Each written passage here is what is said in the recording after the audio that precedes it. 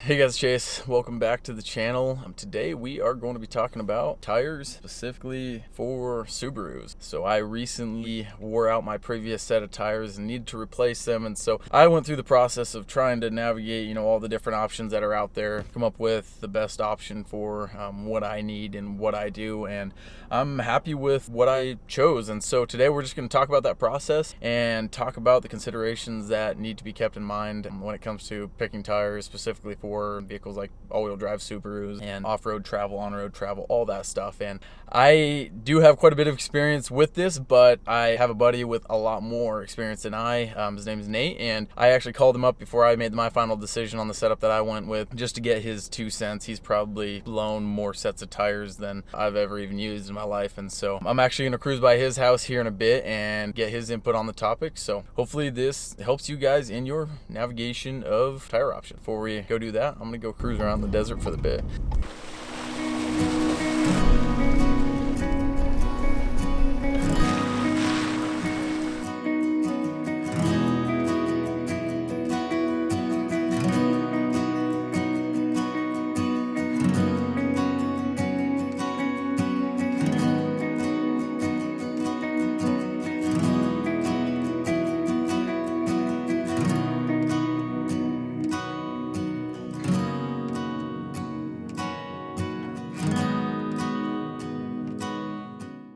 All right, that was a blast. I'm gonna cruise over to Nate's house now, and we are going to chat about tires. Hey guys, here we are with Nathan Mueller, my buddy that I mentioned earlier. He's got a YouTube channel talking all about overlanding and gear, and he is much more experienced with all that stuff than I am. And so I've got a bunch of questions that people have asked. I posted earlier asking what the questions that a lot of people have when it comes to choosing tires are. And so we've got a list here. We're just gonna kind of run through them, and I'm gonna present the question. Nate's gonna give all the facts on how we should navigate that process. And before we get going, I was just talking to him. If you want the down and dirty, like on all things geeky tire stuff, he has a video that goes deep on that, and so you can head over there. Today we're gonna be talking specifically about the Subaru and the all-wheel drive system, and how the choices that you can make will affect that and the performance when you're out. And then we'll also talk a little bit about how to increase that performance when you are doing different types of activities, and then increase the longevity of the tire over the long term. So the first thing, and I think the most common question, is how does changing your tire and wheel size affect the ride of the vehicle? And so the most common direction of that is most people are thinking about going smaller with their wheel size and the same with their tire, or larger with their tire, in order to gain more ground clearance or just a more comfortable ride. So what are your thoughts on that? If you're going to actually change out your, I'm old, I still call them rims. It's like this 90s thing, I think.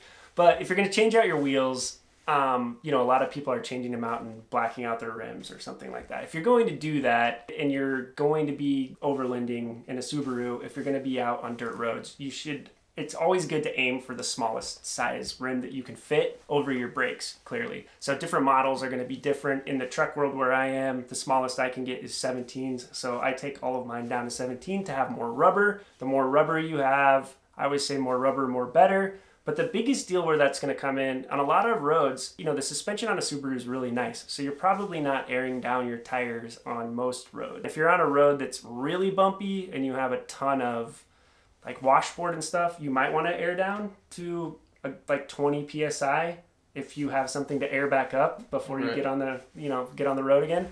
And that will smooth things out. It'll cause a lot less wear and tear on your vehicle, but the bigger thing is it'll give you a much better grip. So, and I was telling you this, like there's people that have literally died where they got stuck in snow and tried to hike out to save themselves, froze to death, and then they literally go to rescue their car, and you've got like the local cops, the sheriffs show up. They literally just let air 20 psi out of their tires, and they just drive the car out. It's not even actually stuck. So airing down is a big deal. The more rubber that you have, so the smaller your wheel and the more tire that you have, the more you can air down, and the bigger footprint that will give, and it'll give you more traction. So it's almost like in your guys' world, it's maybe just a worst case scenario to have a smaller rim and have more rubber and be able to air down when you get stuck, right? But yeah, it's definitely an advantage for sure that's worth having. Right. If you're going to change the rim anyway. Cool. And then increasing the actual tire size, so the overall height of the tire itself, and how, I guess, how does that affect the performance, the ride, and then also the vehicle itself? Yeah, I mean, if you're shrinking your wheel size and then you're increasing the tire size, so it's the exact same diameter, I mean, you're just going to see a benefit of having more squish from having more rubber. If you're increasing the tire size over the stock vehicle size, that's a whole host of other things, because then you can introduce like rubbing issues and clearances. So that's more in the world of like lifts and all that kind of stuff. Right. And if you start going, a lot of people think that you have to go with a bigger tire in order to go out and adventure more, but in reality that can take away a lot from the vehicle's capabilities itself, right? Yeah. If you wreck your travel and your tire's rubbing, I have this problem all the time. People keep upgrading their truck tires, the huge ones, and then the tire rubs, and they don't understand that that's a bigger liability than having a smaller tire on a trail. Right. The other thing is seat time a lot of times matters more than anything, which is just learn to drive your vehicle, learn where your wheels are, and learn wheel placement, and you can get through a lot of trails with small tires. So don't kill your clearance. I've seen people rip their fenders off and send them flying like 20 feet in the air because their tires rub really, they smash it on a bump that they weren't expecting. So whatever you do, don't go to a big enough tire where you have rub. It's not worth it ever. Right, and you gain such a minimal amount of actual clearance in the belly by going up that, for the most part, in my opinion, at least with most vehicles, leaving it stock size and just learning how to navigate is going to be the best bet as far as tire size goes, right? Yep, absolutely. Cool. Next, the question is all-season versus all-terrain tires.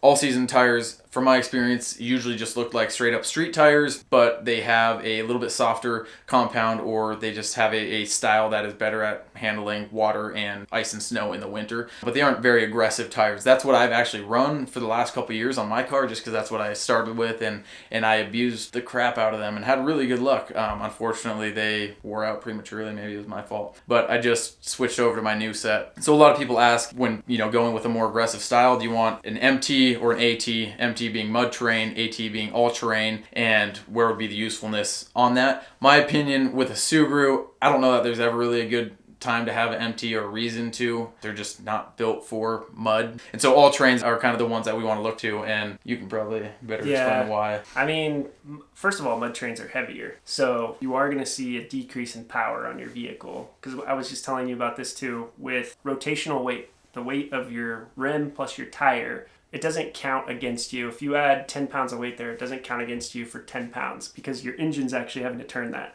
So if you stick, let's say, a rooftop tent that weighs 90 pounds, it counts against you for 90 pounds. You stick 10 extra pounds on your tire, it counts against you for 40 pounds, right? So the weight that you add on your tires counts against you a lot more on how it transfers to the power of your vehicle and everything like that. So if you're going to go with mud terrains, first of all, mud terrains are just heavier than all terrains significantly, and definitely like all weather tires, right? So you're going to lose a lot of power by doing that. A lot of people are doing it just because they think that they look cool. But the reality is, I mean, a mud terrain tire is made really for rock crawling. You know what I mean? You probably aren't going to be doing much rock crawling in a Subaru. I mean, some people do some crazy builds, but most people are not going to be doing that. Mm-hmm. So, I mean, I own trucks that do rock crawling, and they do rock crawling that people actually consider pretty extreme. I don't, but they've done all of the crazy Moab trails and some of the hard-rated trails there, and those trucks are all running all-terrain tires. And the reason is they're lighter, they're less noisy, you get better gas mileage, and they're fine at handling that. So I am not a fan of mud terrains unless you're going to get into crazy circumstances where you need that, which you shouldn't be in a Subaru. The only other time is if I was going to do an expedition to the bottom of South America, I'd run mud terrains. I would get terrible miles out of them, but they're going to have stronger sidewalls. So like in Baja, it's kind of nice for the cactuses and stuff like that. But yeah, on a Subaru, I don't think you should be going any more aggressive than an all-terrain tire. With the all-seasons, the thing that you're going to notice is they do in fact do better in the snow. And well, not specifically snow, ice, right? Mm-hmm. Ice is where they actually do better. And it's because they have a lot more siping and they do really great. The problem is they do really terrible in mud. They do really terrible in sand. So if you are going to be going out on even just Forest Service roads. If you go on a Forest Service road and get caught in an unsuspecting, rainstorm, all-terrains are probably going to be pretty handy. The other thing that I would tell people is if you live in a part of the country where you are absolutely terrified of snow and ice, and you're trying to get, like, mud trains do terrible in snow and ice, and they frankly don't do well in rain either. So they're kind of a wash. The all-terrains do, if you get a snow-rated all-terrain, like a triple peak, what do they call it? The snowflake. Yeah, exactly. If you get a snow-rated all-terrain, you can do pretty well. Not quite as good as like the passenger tire all-weather one, but the reality is, if you're gonna get into that world, just buy a cheap set of steel rims and get a studded set of tires. If that's your ultimate fear is ice, get studded tires. They'll last you like 10 seasons because you only drive them 3 months out of the year. That's what we do with my wife's Subaru. I have studded tires for the winter, and the rest of the year we run all-weather tires. Yeah, and I think, so going back, when he was mentioning the weight on the tires themselves, so he explained it to me earlier in a way that I hadn't realized. So 10 pounds per tire increase because you're on with a more aggressive tire means you've got 40 pounds between all 4 of the tires. And then there's actually a 3-to-1 factor as far as the relation to the actual loading of the car versus just the weight. And so with, the rooftop tent, might be 90 pounds, but if you put 10 pounds on each tire, 40 pounds, and then that 3-to-1 factor, so it's multiplied by 3. So you've got essentially the equivalent of 120 pounds on your roof or inside your car. And so your gas mileage can just tank. And the drivetrain is just going to tank too because it's eating that up. So for me, people want to call you out on technicalities. Yes, we all know it's not exactly 3-to-1 because it depends exactly on your wheel diameter and everything. But like a good general rule of thumb is rotational weight counts against you at about 3-to-1. Yeah. It's more than just the weight of the tire. Right. It's greater than that. And so for me, I got some all-terrains, and they're slightly heavier than my previous set, but overall, so far with the testing that I've done the last week, they've been incredible with snow and dirt and all that stuff. For me, most of the time, I'm using my car to get me to a place to do a thing, not to go to the place to drive around and get crazy. Not that there's anything wrong with that, but anyway, so it's more of getting me to the destination, and so 3/4 of the time is usually on pavement commuting, and then a bit of time getting out there to the trail and then heading out. Okay, and so then the other question that a lot of people have when it comes to deciding between the different options is the effect that it'll have on street performance and street noise when you're driving at higher speeds. I've noticed that with my new set of ATs, they're actually not much louder than my previous set of all seasons and the stock set that came with it originally. But for the most part, the more aggressive the tire, the louder it's going to be and the more annoying it's going to be while you're driving. You're definitely going to notice if you get mud terrain, it will be loud. Right. They will definitely be loud. And even if they're perfectly balanced, you might notice at certain speeds they cause a little bit of vibrations and stuff that you aren't used to.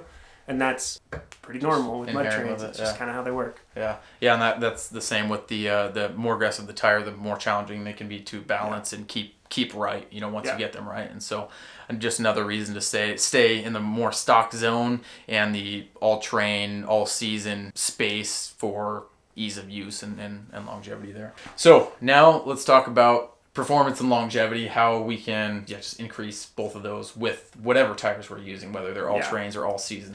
You mentioned in snow, we drop the tire pressure. Same thing in sand, drop the tire pressure. Any soft thing that we're driving through, increasing that surface area increases our it's going to increase the traction performance of the tire for sure. You're just going to have a lot better traction. With sand, you're not going to sink in nearly as much. So that, like, airing down is a big deal. It's not just in trucks. Like, even in cars, a lot of people don't do it because it takes, if you're going around and letting air out of each tire one at a time, it takes a while, and then you're going to need a little compressor to plug in and air them back up. So it's a little bit of a pain in the butt. But it not only will help your tires and your traction, it will help your actual car. Like, going on washboard for 25 miles is not very good for your car, just constantly being jiggled to death. Mm-hmm. You take, if you take your tires down to, on washboard road, I'll be running my tires at about 18 to 20 PSI. Just that alone will almost smooth all that washboard out. Right. So it's a lot less abuse on your vehicle. And with the rocks when you're driving, if there's any sizable rocks that are going to be rotating, I've sliced a few sets of tires or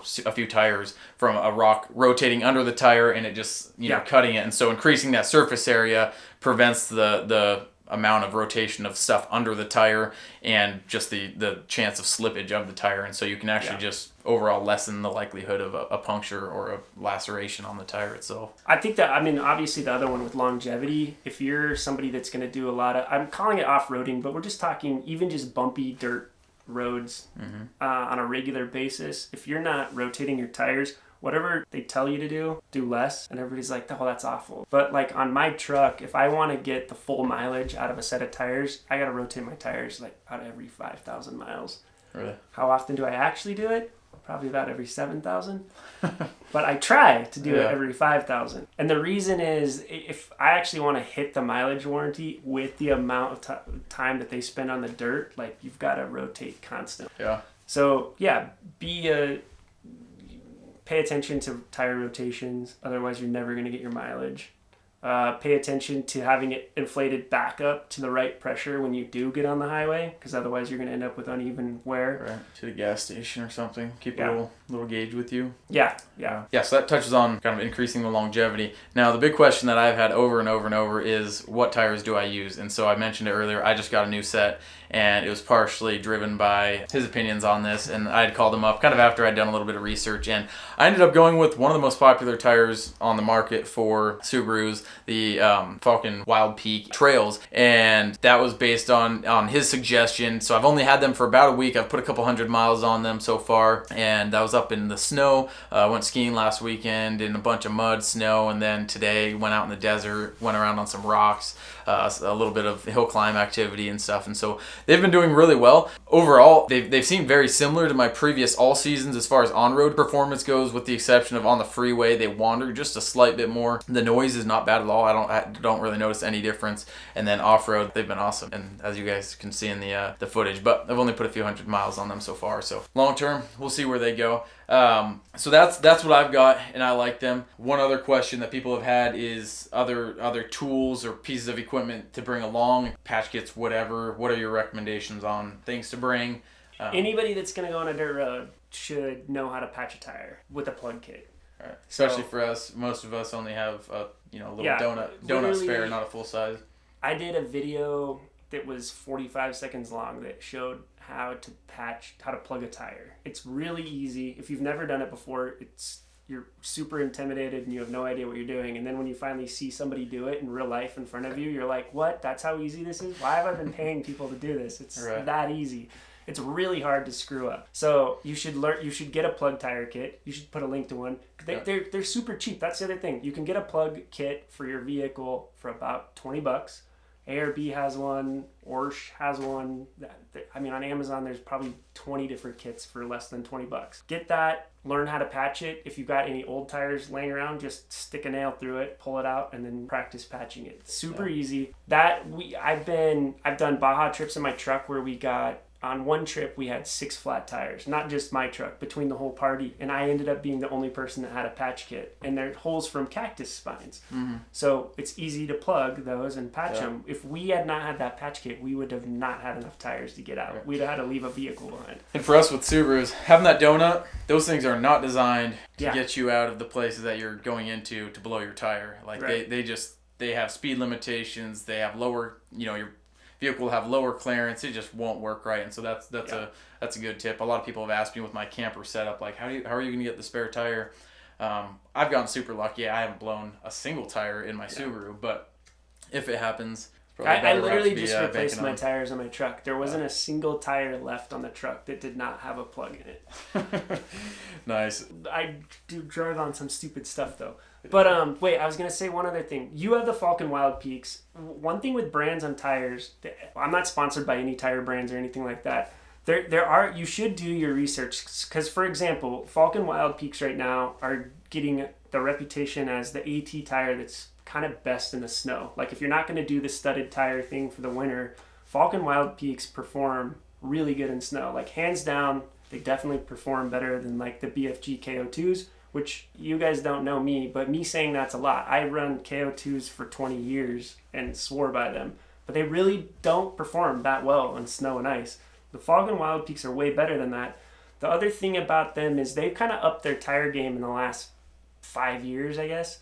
So like Falken is actually winning like Baja 1000 now. Like BFG owned the Baja 1000 for 50 years, and they still kind of do. But like when other brands are winning now, it's Falcon's starting to show up a lot, actually. So their tires are getting a reputation as being really tough and being able to handle some pretty extreme stuff. So I'm a big fan of theirs. But the other one we were talking about that also is kind of like, they've been around for a long time, but a newcomer as far as getting an AT out there on all the different sizes, so they're becoming more well known, is the Yokohamas. And the Yokohama Geolander, I'm testing those right now in my truck, and I've been really impressed with those as well. So yeah, there's a lot of good brands out there, but like Cooper makes a really good AT tire as well that's popular on Subarus. But like the Cooper, the Falcon, the BFGs, the Yokohamas, you can't really go wrong with any of those AT tires, but if you don't live someplace where there's snow, maybe the Wild Peaks really aren't that big of an advantage for you. Maybe you should go with like a BFG or a Yokohama. You know what I mean? Yeah. But if you're in some place where there's snow, do your research. The chatter on the Falcon Wild Peaks is no joke when it comes to how good they do in snow. All right. Okay. I have a series of questions, unplanned, didn't give you time to prep. If somebody drives 99% on the street and then goes out to a trailhead on gravel, washboardy road, what type of tire should they get? You don't have to give a brand. If you want the longest performance and the best bang for your buck, you should be running an all-season tire at that point. You should. Not an AT tire. AT tires look cooler. We all know that. They got their little knobs and everything. But if you're going that rarely on dirt, you're going to be fine with an all-season, and you'll get more miles. Okay. And then another person, say they live southern U.S., hot, dry, not a lot of snow, 50% on-road, 50% off-road, going to trailheads that might include, some more rock. Yeah. All four of the ones that I just listed, they're so proven. You can't really go wrong with any of those. But, like, in desert, like, it's hard to argue against, like, BF Goodrich for sure at that point, like the KO2s. The Yokohamas, like I said, those are on the record books as being some of the easiest tires to balance out there right now. BF Goodrich are more on the side of being harder to balance. Okay. So BF Goodrich, they joke around, especially with the larger sizes with trucks right now. They keep saying, like, you have to order 5 because you're definitely be sending one of them back, and then out of the other 4 you'll make it work, right? So BF Goodrich would be your choice for that person? I mean, they're really good desert tires. Okay. They're pretty dang tough. All right, next person, say they live here. They do 50% street driving or more, and then the other half is split between winter snow driving, going skiing and whatnot, and then in the summer going out to trailheads or through somewhat rough terrain. I think you should go Wild Peaks. I really do. I was hoping that was your answer. It's the snow. I'm telling you, the snow right now. Like, I don't like driving BF Goodrich tires in the snow. I would just be the guy that if I used my truck to go skiing, I would just have a set of winter studded tires that I would put on it. Okay. That's how much I don't like BF Goodrich and some of the other all-terrains in the snow.